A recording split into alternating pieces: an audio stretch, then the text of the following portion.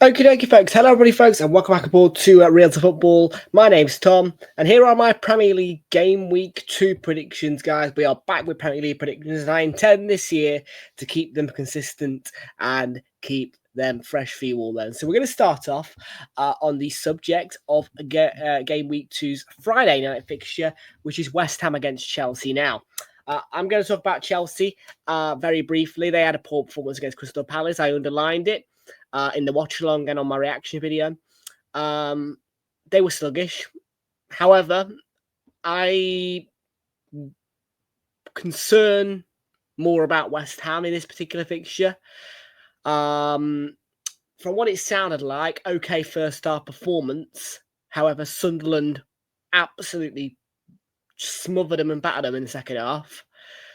I mean, anyway, I've got West Ham down for a relegation.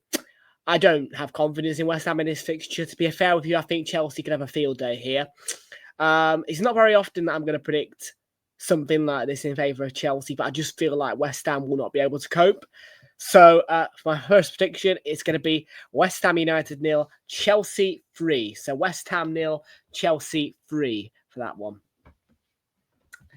We'll move on for Manchester City against Spurs. One of two massive headline fixtures this weekend. Well, we all know that Tottenham absolutely love playing against Manchester City. Tottenham are a bogey side for City. It's as simple as can be. And unfortunately, that for me does come over the fact that Man City did absolutely batter Wolves on Saturday. I know that it was good looking football. I know they look all fresh. But I just don't think we can take that Wolves game as a judgment of City. For me, there's more to see with City. For me, you've got to wait for the fixtures to roll along, and then the gaps will appear. And for me, I've not got a full judgment of City yet. Spurs, great win against Burnley. So for that reason, I'm going to go with the bogey. And I'm going to go for a narrow 2-1 Spurs win. I don't think they'll slap them like last season 4-0. But I just see this one going the way of Spurs. Because Spurs always seem to find a way against City. Unless you were at home against them last season on a midweek round on TNT Sports. But we'll forget about that one. No, I think Spurs have got this one in the bag. I just think that there's that bogey there. And we haven't seen the full Man City worked its socks off, if you get what I mean. So, yeah, for me, 2-1 Spurs, purely based on the bogey. And I think there's more to see from Manchester City. Bournemouth are against Wolves. Now, this was an FA Cup fixture where Bournemouth won. I think it was extra time, something like that. I'm not too sure. I think that I'm alluding to Wolves again on that performance. Yeah. Great football at the start. Great attitude towards the game. Looked really level with City. But then all of a sudden, goal goes in and Wolves just give up.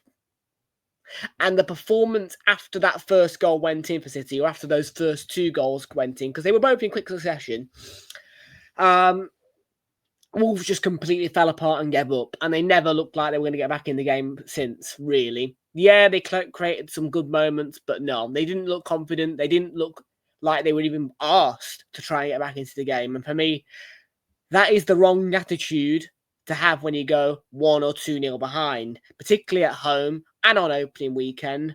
For me, I'm not convinced that Wolves will be able to cope against Bournemouth, who did very well considering the fact that their squad's been thinned at Anfield and were unlucky to lose. So for me, this one's going the way of Bournemouth. At the Vitality, a home win. I'm going to go 2-1. I think Wolves will play okay. But I just see it going the way of Bournemouth, this one. So 2-1 to Bournemouth for me. We'll move on. Brentford against Aston Villa. Brentford, I worry for them. The manager, not great, really. Poor first game of the season. I don't really have any reason right now to back Brentford for a win. Again, I've got Brentford down to go down. And I just feel as though even though Aston Villa was so shit, I mean, I've told you how much of a disgrace that fixture was. But for me, it just doesn't feel like Brentford are going to be able to function at the minute. I just don't know where Brentford are going to get it from because they've lost in Bournemouth. They've lost some key players. They're out of shape. The Thomas Frank effect is no longer there. I worry for this Brentford team, and I don't think that they've made the right call by hiring a set-piece coach from within as their new head coach. I feel as though they should have gone and scouted out for a manager who would suit Brentford Football Club. So for that reason, despite Aston Villa's absolutely ridiculous performance on Saturday, I am going to sneak a Villa win, and I'm going to go 2-1, just because I feel as though Brentford, I just don't know how they're going to function. It's as simple as can be, and that's all I can say on that one. Brentford under Thomas Frank and Brentford within Bournemouth, I feel as though Brentford probably get a win or a draw. But for me right now, Brentford just aren't going to be able to function. So 2-1 Villa. Burnley against Sunderland. Now, Burnley, I have listened to the pundits and I have heard the opinions. And apparently Burnley had quite a few amount of shots, had some good attacking moments against Spurs, which is a good thing. But I want to give another round of applause to Sunderland, because I just can't get over how good that is for Sunderland, the way they won against West Ham. I mean, to beat anybody, home or away, doesn't matter for me, 3-0 after an 8-year absence, or even not even being in the Premier League, on the opening weekend. Fair place to you, Sunderland. Now, I've got to give them the credit. And yeah, Burnley might have some good attackingness to offer, as described and shown in the Spurs game. But for me, I mean, if you've got Sunderland peppering West Ham 3-0, why would they not beat Burnley? That's my question. Sunderland are showing good things, and to be fair with them, they've made some very good transfer market movements this summer window, and there still could be more to come. So unfortunately, as much as Burnley may be up for this one and may get something out of Sunderland, I've got to back Sunderland, because Sunderland look excellent. And if Sunderland can wipe the floor with established Premier League sides like West Ham, why can they not get a win at Turf Moor? So for me, another 2-1 win, Sunderland. Right, folks, you might want to laugh at this, but I got my files mixed up, and I forgot all about my own football club by accident. Arsenal against Leeds United, I am predicting a 3-0 win for us against Leeds United. I just feel as though, like I said, we need to improve on that goal difference. We should be able to batter a side like Leeds. So Arsenal 3, Leeds United 0. We need that win. We need to, like I said, it's one of those weekends where we need to really just capitalise on goal difference and take advantage of the fact that Man City are playing Spurs and Newcastle are playing Liverpool. You know what I mean? It's a big opportunity for us to get ourselves an upper hand on goal difference. So for me, Arsenal 3-0 win over Leeds United. And I do apologise, folks, for the fact that this is going to look a little bit edited in. But yeah, my mistake. Schoolboy error. 3-1 win, sorry, ignore me.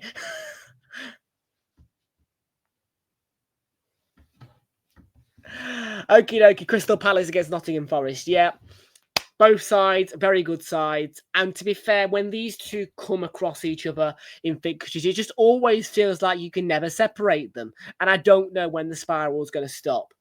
So for me as a punter, I'm not going to go into too much detail about this one. But let's just face it as it is. If you're in a bookie shop right now, what are you going to bet on based on the previous results? You're going to bet on a draw, aren't you? Because these two sides are well known for having draws against each other. So for that reason, I'm going for a 1-1 draw at Selhurst Park between these two. You just can't separate them, can you? I mean, until they are separated in a fixture, predictions-wise, you just can't separate them unless one's on really bad form. So for me, 1-1 draw. Everton against Brighton, massive fixture, grand opening of Hill Dickinson Stadium in the Premier League. It's going to be a big day at Goodison. Now, I've thought long and hard about this one, but I am going to go in the way of Brighton. And I just feel as though Everton, yeah, they had some great moments. It was a good game, to be fair, against Leeds, and fair play to Leeds for winning. You know what I mean? Doing it the late way. I just feel like Brighton might be up for this, you know, because Brighton do have a good away record against Everton. Not so much at home. I mean, let's just face it as it is. Both of these two sides are bogeys for each other away from home. because Everton love wins at the Amex, and it appears as though Brighton, contrary, love wins at what was Goodison Park and now Hill Dickinson Stadium. So I'm going to go based on history here and based on the fact that Everton lost their first game. I'm going to go for a 2-0 win to Brighton, but I could be wrong on this one. This is a bit of a no-brainer prediction because I have no idea what to predict. I have no idea what to expect of Everton. It's a brand new stadium for them, and it's a David Moyes Everton as well. So you've got to be careful. But for me, 2-0 Brighton based on history and based on the fact that Brighton have a good away record against Everton. 2-0. Fulham against Manchester United. Fulham for me, they aren't looking too bad. I feel like for Fulham, quite often they do lose at home to Manchester United. Manchester United have a good record away to Fulham. And again, Fulham have quite a good recent record at Old Trafford. Another one of those fixtures where it's the away team who gets the joy. Man United looked strong against us. They were the better performing side, but obviously they didn't have the ways to cut us open, and we were too determined, so we got the win.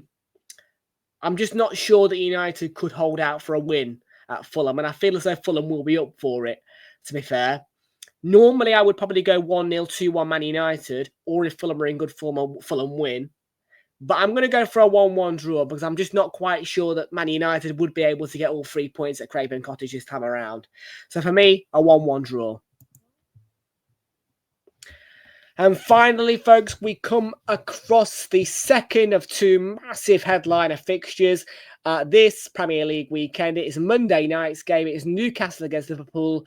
And I've got to be honest with you, people, I worry at the minute about that Liverpool defence. I do. I've said it a couple of times, but against Bournemouth, that defence was exposed. It looked so weak. It just...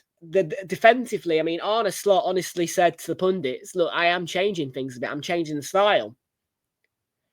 But has he got it right? Is that balance right? Is there too much attack, not enough defence? And Roy Keane as well, basing his prediction off the fact that Liverpool have not got a centre-back. And he said that if Liverpool gets a centre-back at the end of this window, he changed his mind. It's all adding up to me. And Newcastle, I mean, they came up against a fairly determined Villa side, really, who had no hope attackingly, but were defensively good enough, except for Konsa obviously getting sent off because of a bad John McGinn pass. I just don't know where to go, where I can really go in terms of backing Liverpool for a win here. Because for me, if Villa aren't good defensively as well as not good attackingly, Villa get slapped. And for me, the defence saved Villa from getting attacked, getting slapped, because Newcastle actually looked quite good going forward. But again, both teams had a bad pre-season in that game, and it was a really disgraceful fixture. But I won't go into too much detail about that. We're talking about Newcastle against Liverpool. And for me, I just think Newcastle are going to slap them. Because, it probably will be an open fixture, you know what I mean, with end-to-end football. However, I think that Newcastle attackingly could hurt that Liverpool defence.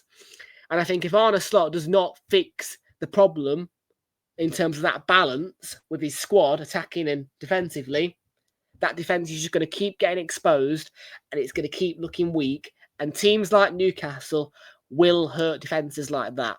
So for me, based on the defensive display on Friday from Liverpool at Anfield against Bournemouth, I'm going to go 3-1 to Newcastle, because teams like Newcastle have field days against bad defences. Absolute field days. You just know it. Newcastle, when they're up for something, they are a very energetic team. And unfortunately, if you've got a bad defence, a Newcastle or an Arsenal or probably a Sunderland as well, looking at them, would just come across and go, right, licking my chops, thank you very much, we'll slap you 4-5-0. I don't think it'd be 4-5-0, I think it'd be 3-1. But yeah, folks, I'm going to wrap it up from there. Let us know your predictions down below in the chat, the comments, I should say. And yeah, we will see you all for Premier League action. Friday night, 7:45, West Ham against Chelsea.